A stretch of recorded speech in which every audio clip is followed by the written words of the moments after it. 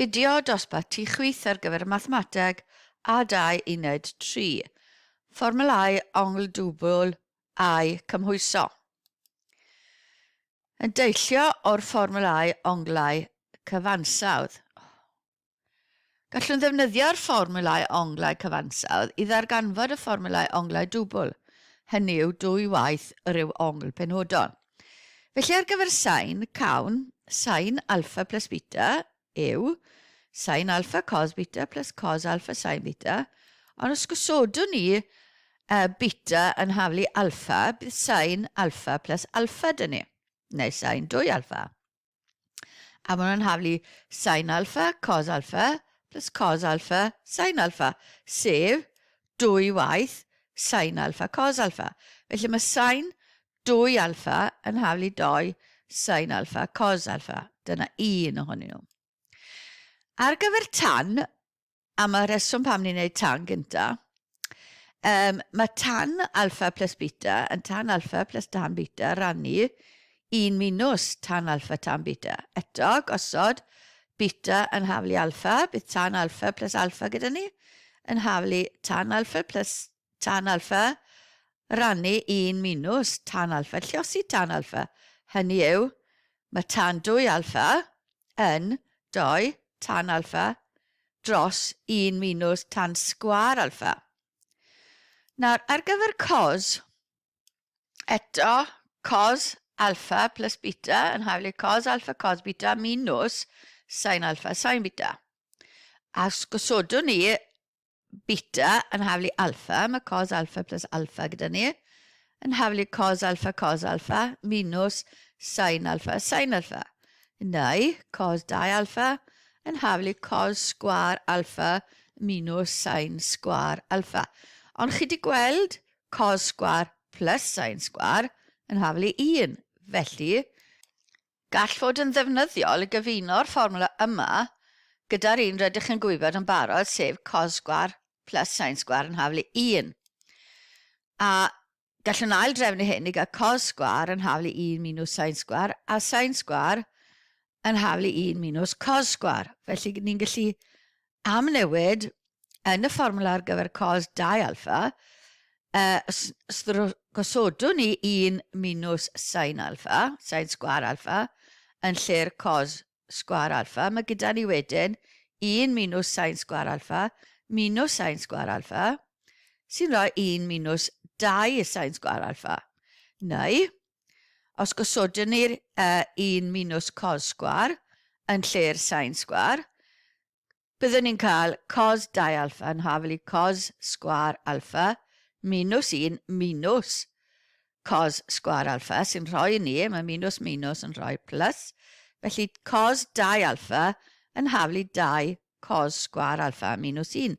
Felly mae gyda ni 3 diffiniad ar gyfer cos 2 alpha.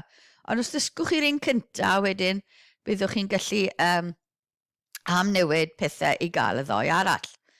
Felly, ar gyfer sin 2 alpha, tan 2 alpha, cos 2 alpha, maen nhw ddim yn cael eu rhoi chi yn y llyfryn fformwla.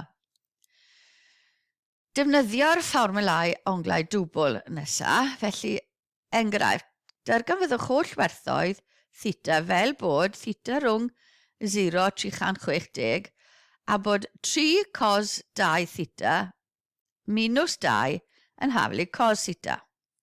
Wel, yr unig beth yn y fyna gallwn ni newid yw'r cos 2 theta. Ac ar gyfer cos 2 theta, ni'n gallu cael unrhyw un o'r 3 mynegiad yma. Ond gab o cos theta dyn ni isios, gallwn ni ddefnyddio ar un ola, fersiwn ola. Felly mae 3 a 2 cos sgwar theta minus 1 yn lle'r cos 2 theta minus y 2 yn hafel i'r cos theta. Lliosir bracet, gawn ni 6 cos sgwar theta minus 3 minus y 2 yn hafel i cos theta. Mae gyda ni nawr quadratig, felly os gosodwn ni nhw yn trefn, mae 6 cos sgwar theta minus y cos theta minus 5 yn haflu 0. Mae hwnna'n ffactorion, neis iawn. Felly 6 cos theta plus 5 bracet a cos theta minus 1 yn lliosi i roi 0. Felly mae 1 yna fod yn 0. A mae'r bracet cynta yn rhoi bod cos theta yn minus 5 chweched. Rhoi hwnna mewn y cyfrifiannell, a ni'n cael 146.44 ar gyfer y gwerth cynta sydd gyda ni. Naillai nawr, gallwch chi ddefnyddio'r graff neu'r cylch lle mae cast gyda chi, ond pa ffordd mae'r angen bod ni'n tynnu 146.44 oddi wrth y 360 i gael gwerth 213.56. Felly, ar gyfer yr ail fracet, mae gyda ni cos theta yn haflu 1, sy'n rhoi ni bod theta yn 0 neu 360. A mae angen sgrifennu'r gwerthoedd yna i gyd i lawr. Felly mae theta yn 0, 146.44, 213.56 neu 360 gradd. Mae werth nawr gwirio bod hwnna yn gywir, felly gen ni ddefnyddio unrhyw un o'r rhain i wirio bod ni wedi wneud weddol cywir. Dim pwynt oedd i'r 0 a 360 mewn, felly gosodwn ni mewn y 213.56.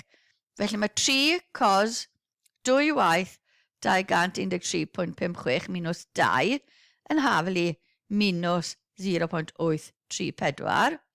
A mae cos 213.6 yn dod yn minus 0.833. Nawr mae hwnna o achos ni'n talgrynu'n gwerthoedd ni yma ar gyfer theta, felly ni'n cael peth rounding errors fel maen nhw'n gweud. Felly dyna'r graff, yr un gwyrdd yw'r graff 3 cos 2 theta minus 2, a dyna'r graff yn haflu cos theta i'r un coch. Felly chi'n gallu gweld lle maen nhw'n croesi yw'r pwyntiau 0 a 360 a'r 146.44 a 213.56. Felly mae graff yn helpu ni i weld os ni yn ar yr olwyn cywir. Trig n theta. Felly darganfydwch fynegiad ar gyfer cos 3 theta yn nhermau cos theta. Wel, yr unig beth ni'n wneud yma yw defnyddio'r fformwla onglau cyfansawdd a gosod theta plus 2 theta. Gan bod ni'n gwybod beth yw 2 theta, cos a sin 2 theta, ni'n gallu defnyddio cos theta plus 2 theta. A ni'n cael ymanegiad yma ar y dde. Felly ni'n gwybod bod cos 2 theta yn hafelu 2 cos sgwar minus 1, a mae'n gofyn i ni ar gyfer i dod nhw'n nhermau cos, felly ni'n mynd i ddefnyddio y fynegiad yna ar gyfer cos 2 theta, a mae sin 2 theta yn 2 sin theta cos theta. Felly mae cos 3 theta nawr yn mynd i fod yn haflu cos theta 2 cos sgwar theta minus 1 minus sin theta lliosi 2 sin theta cos theta. Mae popeth yn ni yn cos heblaw y 2 sin yma. Ond wrth bod ni'n lliosi'r yna, i ni gael sin sgwar yma. Felly mae gyda ni 2 cos cube theta minus cos theta minus, 2 sin sgwar theta cos sgwar theta. A ni'n gallu newid y sin sgwar theta yma mewn i 1 minus cos sgwar. Felly mae cos 3 theta yn haflu 2 cos 3 theta minus cos theta minus 2 a 1 minus cos sgwar theta lliosi'r cos theta.